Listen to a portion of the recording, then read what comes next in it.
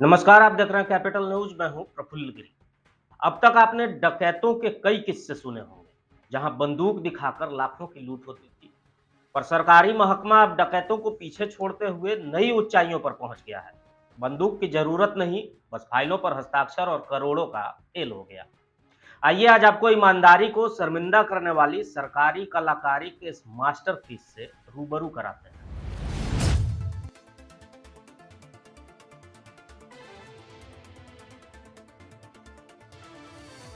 करोड़ों करोड़ नहीं बल्कि कहिए कि अरबों रुपए का घोटाला हुआ है कि 1,14,000 का जो ये है गार्बेज उठाने के लिए जो ई रिक्शा दिया गया है तो कोट किया गया है 3,39,000 में।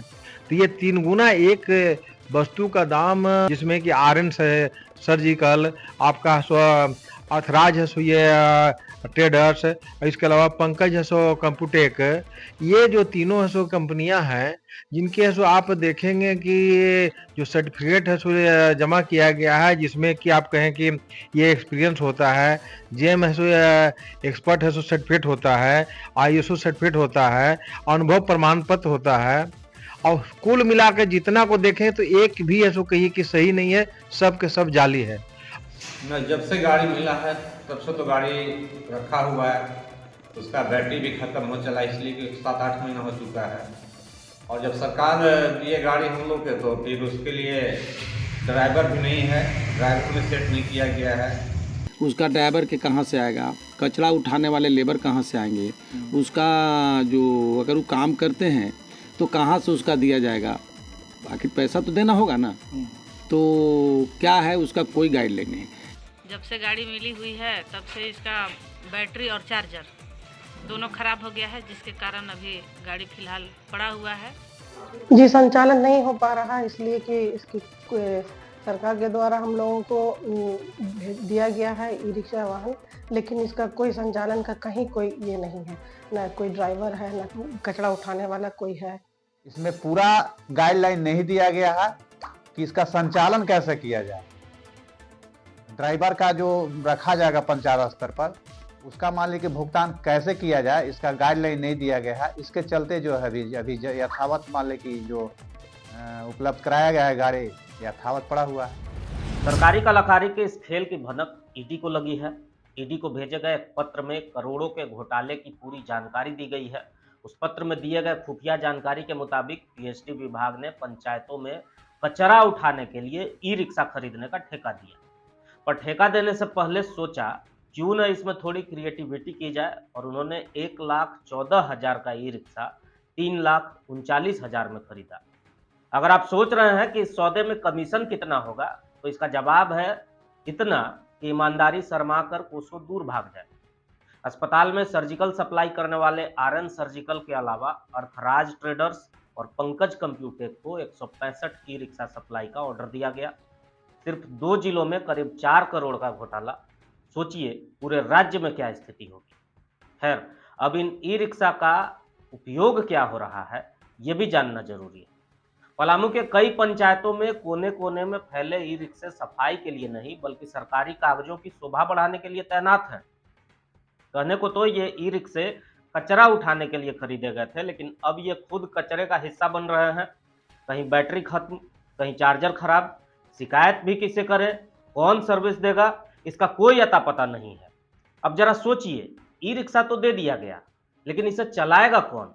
कभी कभार कोई चला भी दिया तो पूरे पंचायत से कचरा उठाएगा कौन, और उस कचरे को फेंका कहाँ जाएगा?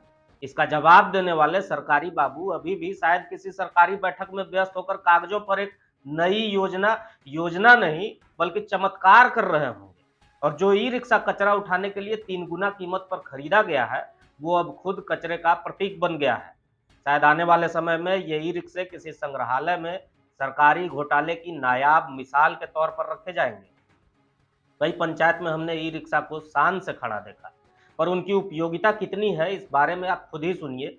आपको सुनवाते हैं पंचायत के मुखिया से इस अजूबे ई रिक्शे का उपयोग। सरकार दिया पीएटी विभाग से, ये पता नहीं कि कौन एजेंसी है, क्या है, कैसे है, उसके लिए कुछ हम लोग को नहीं मिला, न गाइडलाइन मिला सरकार के यहाँ से कि मुझे कैसे चलाना है। उसका ड्राइवर के कहाँ से आएगा, कचरा उठाने वाले लेबर कहाँ से आएंगे, उसका जो अगर वो काम करते हैं तो कहाँ से उसका दिया जाएगा, आखिर पैसा तो देना होगा ना।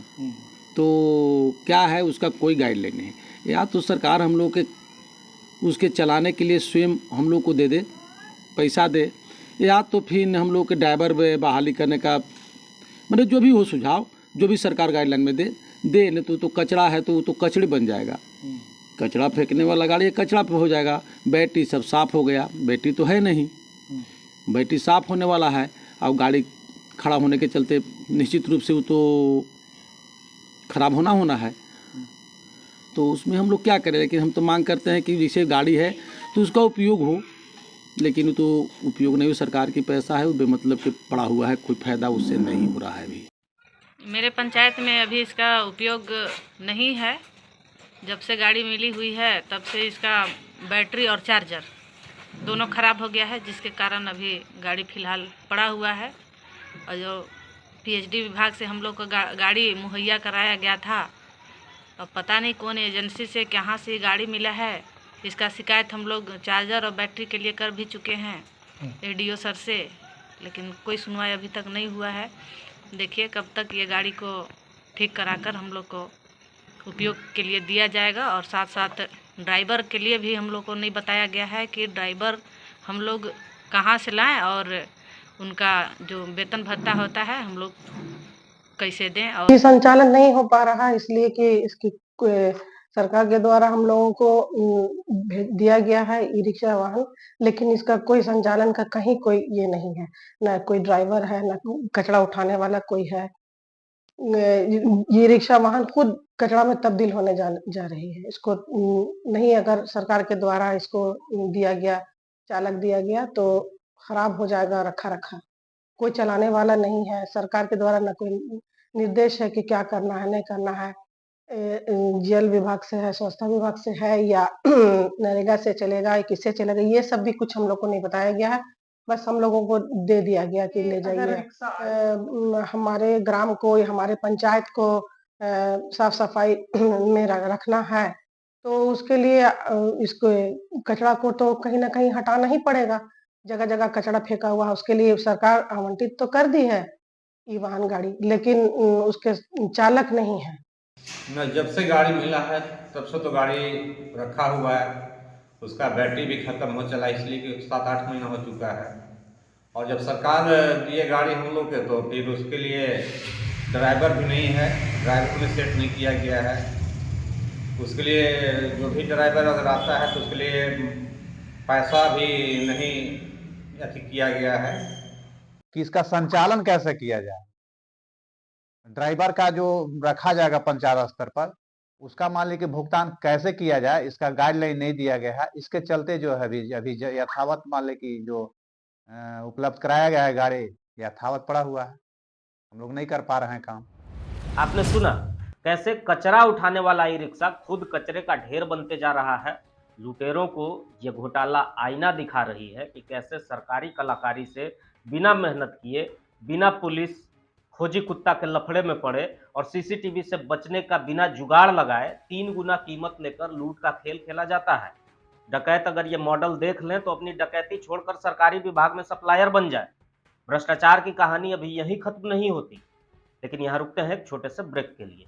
प्रिया वेंडर सप्लायर, हम है सिद्धत्व मैन्युफैक्चरिंग प्राइवेट लिमिटेड, जो बनाते हैं RR solar panel, RR energy BLDC solar pump, RR water tanks, solar pump controllers, जो है MNRE approved, corporate steel dustbins, PVC dustbins और जल मीनार GI स्ट्रक्चर के साथ कई प्रकार के प्रोडक्ट्स बहुत ही कम प्राइस में।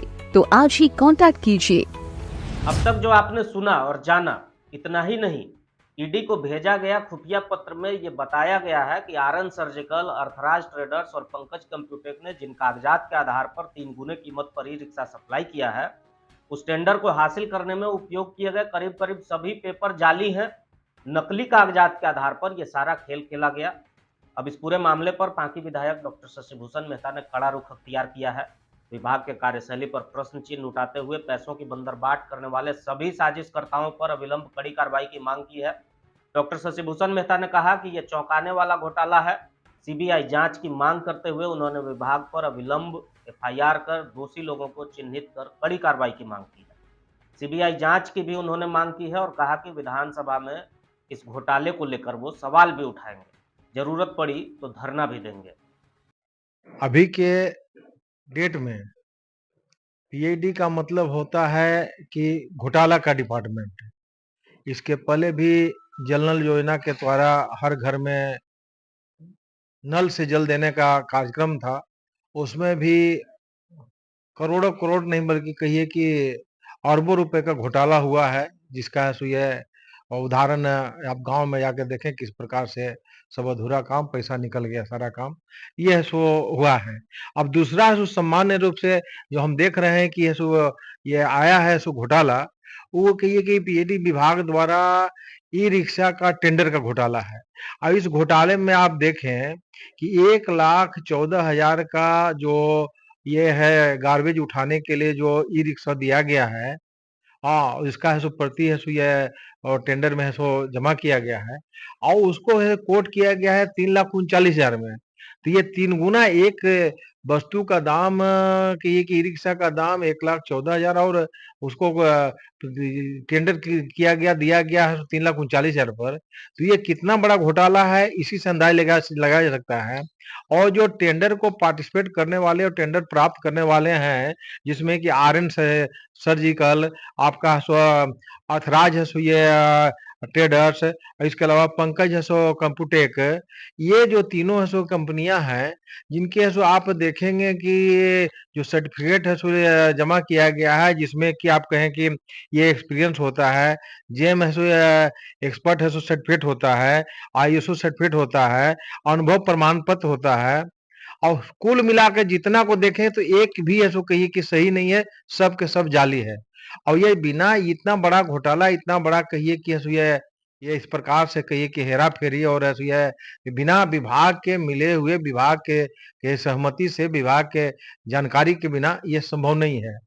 हम तो इस जब जानकारी मिली तो हम ऐसो दंग रह गए और विभाग के लोग अभी परेशान और हैरान हैं, इसलिए कि ये घोटाला केवल 100 ये कहिए 85 है सो ये मशीनें ये दी गई हैं, क्या नाम है, ई रिक्शा दिया गया है।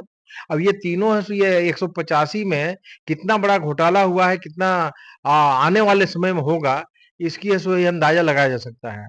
हम अपने है सो ये राज्य सरकार से, हाँ, पीएडी है सो विभाग के मंत्री सचिव और ऐसे ये विशेषकर माननीय मुख्यमंत्री जी से ये मांग करना चाहेंगे, इनसे आग्रह कराना चाहेंगे कि ये इस घोटाले में जितने सम्मिलित हैं, जितने हैं सो ये ठेकेदार से लेकर के सो विभागीय पदाधिकारी हैं, इनकी भूमिका को जांच कराया जाए और इनके सर्टिफिकेट को भी जांच कराया जाए और इससे अब इसको सो तुरंत है सो एफआईआर दर्ज किया जाए। अगर इस प्रकार से नहीं किया जाता है तो निश्चित रूप से सरकार के जो पैसे हैं, अब ये कहिए कि जनता की जो गाढ़ी कमाई के पैसे हैं, निश्चित रूप से ये वैसे लोग डकार रहे हैं, वैसे लोग खा रहे हैं और ये भ्रष्टाचार का सो बढ़ावा मिल रहा है। जो लोगों को कहिए कि है अभी घूम रहे हैं, वैसे लोगों को कहिए कि जेल के सिकजे में होना चाहिए, इसलिए कि इतना बड़ा घोटाला बिना सहमति के नहीं हो सकता है। इसलिए हम तुरंत मांग करते हैं कि इसको इस बड़े घोटाले का सीबीआई से भी जांच कराएं, सीबीआई से जांच करा करके ये जैसे ये है कि ये दोषी लोग हैं, इस पर ऐसो कार्रवाई हो, तभी ऐसो ये राज्य में ऐसो कहिए कि घोटाला घपला ऐसो ये हो सकता है, सो ये पर नकेल कसा जा सकता है और पलामू ऐसे जो जगह है, जो जिला है, उसमें जो है सो ये रोक लग सके और लोगों पर कार्रवाई हो सके। इसलिए हम अविलंब है सो आपके माध्यम से हम ऐसो मांग करना चाहते हैं, सरकार से मांग करना चाहते हैं और नहीं होता है ऐसा कुछ तो हम इसको विधानसभा में भी उठाएंगे जम करके और इसको धरना भी देंगे और सरकार को बाध्य करेंगे इसको जवाब देने के लिए अगर कार्रवाई नहीं होती है तो। ये जो ई रिक्शा का टेंडर किया गया, केवल कि पैसा कमाने के लिए और पैसा का दुरुपयोग करने के लिए, इसका उदाहरण है सो आप देख लें कि पिछले वर्ष 2023 के अक्टूबर महीने में और ये 24 के प्रारंभिक महीनों में पंचायतों को दिया गया, मुखिया को दिया गया सो ये रिक्शा। अब आज तक कहिए कि उसमें जंग लग रहा है, कोई चलाने वाला व्यक्ति नहीं है, तो विभाग को चाहिए था कि चलाने वाला एक व्यक्ति दे, उसका उसको ये दे क्या है कि उसका वेतन दे। और नहीं तो जिस प्रकार से आज खड़ा है, ये करीब 1 सवा साल से, आने वाले कहिए कि 10 साल तक वो खड़ा रहेगा, अंतोगत्वा ऐसे कहिए कि कबाड़ी में बेच दिया जाएगा। तो ये सरकार का कहिए कि ये विभाग का ये सो ये कार्य करने की शैली पर प्रश्न उठता है कि आखिर वो दिया क्यों गया, कौन चलाएगा उसको? मुखिया जी तो नहीं चलाएंगे। और वहाँ के उनके ये मुखिया के जितने हैं सो ये कहिए कि कार्यकारिणी है वो तो नहीं चलाएंगे। उनको तो ऐसे देना चाहिए था, आदमी देना चाहिए था चलाने वाला के लिए, उपयोग करना चाहिए था। लेकिन ये केवल उद्देश्य इतना ही था इस ये को खरीदने का कि किसी प्रकार से 1,14,000 का कहिए कि है 3,39,000 में देकर के जो डिफरेंस अमाउंट है आपस में अंदर बांट कर लिया जाए। तो ये इस पर ये है प्रश्न चिन्ह है सो लगता है आपका इस विभाग पर। और जो भी है सो कहिए कि इनको दिया गया है जो ये टेंडर में के माध्यम से उनको ई रिक्शा दिया गया है, वो कहिए कि उनका जो बैलेंस शीट दिया गया जो ये है कॉन्ट्रेक्टर है सब जाली और लिखवा करके दे दिएगा सीए से। हम तो समझते हैं सीए पर भी कार्रवाई होना चाहिए। हाँ, इसके अलावा गई कि बैलेंस शीट के अलावा जो है आपका ऐसे टर्नओवर है, टर्नओवर सब के सब ऐसे जाली। हाँ, तो इस प्रकार से कहिए कि मैनिपुलेट कर करके एक चौंकाने वाला घोटाला सो आएगा। हम समझते हैं कि अगर सरकार को संज्ञान में हम विधानसभा में भी देंगे और ऐसे भी ऐसो आपके माध्यम से चैनल के माध्यम से हम देना चाहते हैं, सरकार से मांग करना चाहते हैं कि इन पर ऐसो कार्रवाई तुरंत ऐसो ये टेंडर लेने वाले ठेकेदार पर भी हो। उनका ऐसो ये कहिए कि जो उसमें इन्वॉल्व है आपका सीए वगैरह है जो ये किए टर्नओवर दिए या उसके बाद में जाली प्रमाण पत्र दिए, उस पर भी कार्रवाई होना चाहिए। और विभाग पर तो ऐसे एफआईआर होना ही चाहिए। और जब तक नहीं होता है तब तक इनका नकल नहीं कसा जा सकता है। इसलिए और तुरंत ऐसे विभाग ऐसे कहिए कि ड्राइवर की व्यवस्था करे, चलाने वाले की व्यवस्था करे और उसका वेतन देने का काम करे, तो तभी ऐसा समझेंगे कि इसकी ये एक अलग इशू है कि उनको कितने रुपए मिले है, लेकिन वो खड़ा है तो उसका तो चलाना चाहिए ना। और नहीं चलेगा तो फिर क्यों दिया गया और उसका कौन व्यवस्था करेगा? उसके पास फंड दिया गया, मुखिया को देना चाहिए था। तो ये इस प्रकार से कई एक मामला है, इस पर ऐसो जांच के बाद बहुत तरह की बातें सामने आएगी, लेकिन अभी तुरंत है सो ये सरकार है सो जांच कराए, सीबीआई से जांच कराए और इस पर कार्रवाई करने का काम करे। तो आपने सरकारी कलाकारों का एक और नमूना देखा। यह घोटाला साबित करता है कि सरकारी विभाग और उससे जुड़े हुए लोग लूटने में चोरों से 2 कदम नहीं 2000 कदम आगे हैं। लेकिन कमाल की बात यह है कि ये लूट नहीं कलाकारी है। जब तरीका इतना सटीक और सुरक्षित हो तो चोर लुटेरे भी आकर इन सरकारी बाबुओं से प्रशिक्षण लेने लगेंगे। बहरहाल अब इस पूरे मामले पर पांकी विधायक शशिभूषण मेहता कड़ा रुख अख्तियार किए हैं। आगे क्या कुछ होता है इससे भी हम आपको अवगत कराते रहेंगे। पलामू की तमाम खबरों से अपडेट रहने के लिए देखते रहिए कैपिटल न्यूज।